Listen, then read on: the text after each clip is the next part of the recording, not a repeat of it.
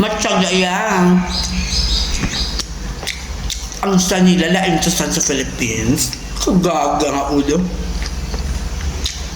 Ano siya, si bro? Correct?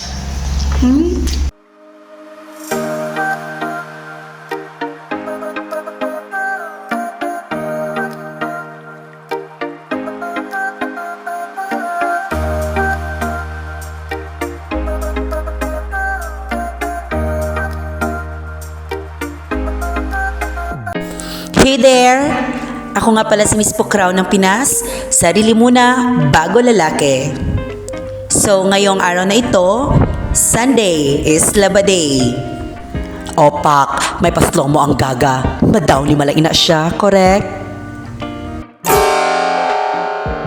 Horror yarn?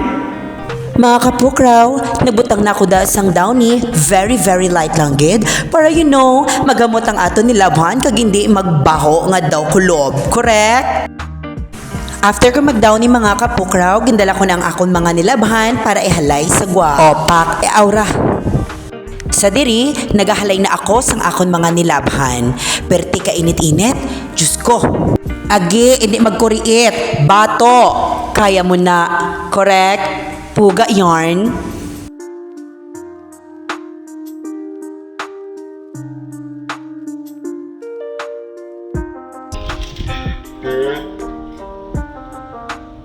Kabadsi mo.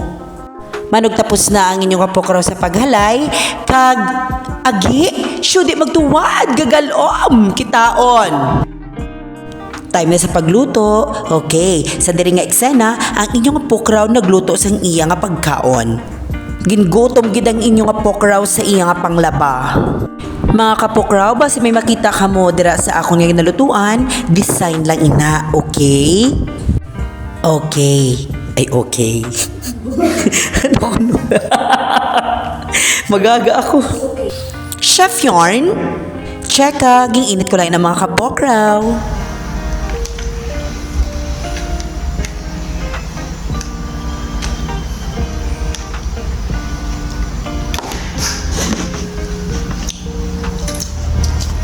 Mahaw.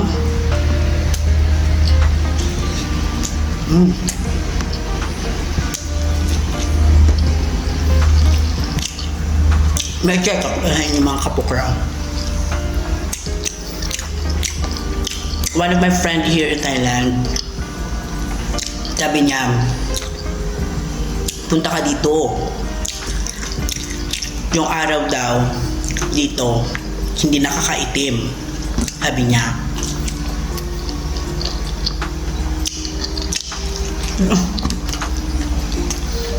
Pagkatapos kong maglaba, yung sampay na ako ng aking mga damit. Diyos ko. Pretty init.